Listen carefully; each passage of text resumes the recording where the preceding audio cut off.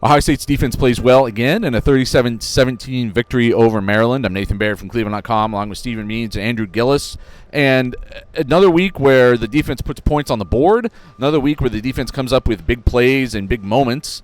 Only gave up really one full length of the field touchdown drive, had a short field that they gave up one on. But Andrew, just your biggest takeaway from today as far as the momentum this defense already had and whether it's starting to feel like this really is one of the best defenses in the country. Yeah, this defense can kind of elevate the offense for as long as the offense needs to get up off the mat, or maybe this kind of just is what the offense is at this point. And that's the big thing for me, because you look at the halftime score 10-10, you could very easily draw a line to Maryland 14-10, Maryland 17-3. Definitely should have been 13-10 if they hadn't screwed around and missed a chance to kick a field goal. You can draw a line to a Maryland lead, and maybe not just like a one-score lead or a one-point lead or whatever. You can draw a line to a significant Maryland lead at halftime, and Ohio State's defense comes up big. They get a pick six. I understand that was a dumb play by Maryland, but they forced Maryland into a check down. Ball dies in bounds.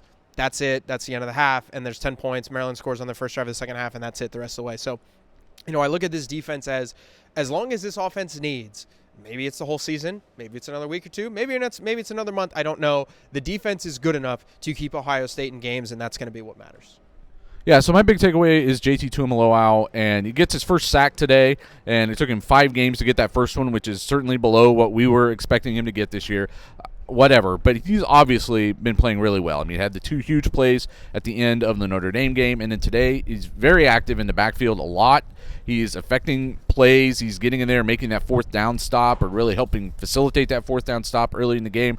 Had some other plays where he's beating his guy. It seemed like he's just always in the backfield. Sometimes he's in the backfield like tackling a running back who doesn't have the ball, but he's constantly back there, or seemed to be when I was watching the game. And whatever he is as a pass rusher set aside, he's clearly a dynamic player on the front of a defense that other teams have to be aware of, and who other teams are probably going to have to start maybe scheming to take out a little bit more. And maybe that's a thing that opens up what this whole defensive front can be more. I think there's some other issues on the defensive front right now. Maryland ran the ball pretty well at times. It's something they have to clean up, and it's something they thought they would clean up coming out of the Notre Dame game, because that exposed some things they thought they could fix.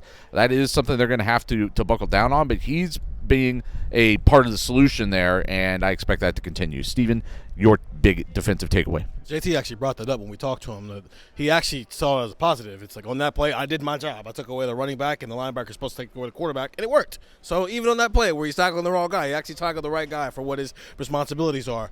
This back end has been very good. Whether it's Josh Proctor, who knew? It just took 6 years for him to make us profit. Denzel Burke.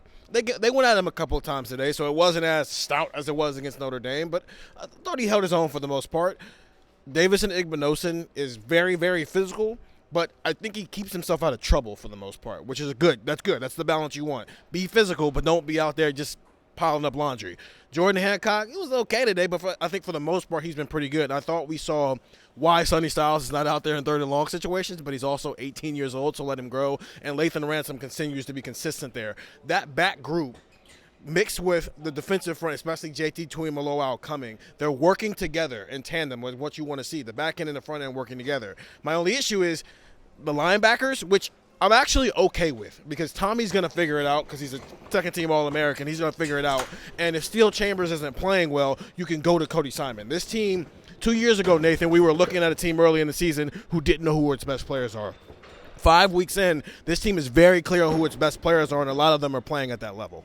I think that's maybe the best way to talk about this 2-year gain, was that 2021, I don't think Ohio State knew who its best players were, let alone us. And now I think there's very defined roles as to who is going to lead this defense. And a lot of them keep coming through, but there's bigger tests coming. We're going to talk about that more on Buckeye Talk, and get the text wherever you can find 614-350-3315.